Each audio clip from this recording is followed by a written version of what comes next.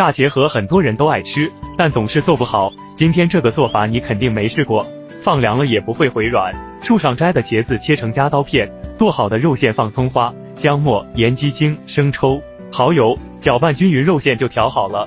茄子中间放入肉馅，2片一捏茄盒就完成。碗中倒入1包小酥肉粉，这个粉才是酥脆的关键，调成能拉丝的酸奶状，再加点食用油，这样调的面糊炸什么都很酥脆。茄子裹上面糊，6成油温下锅炸，中小火慢炸，炸至金黄酥脆即可。这样做的炸茄盒个个都酥脆，大人小孩都喜欢，真的太香太好吃了。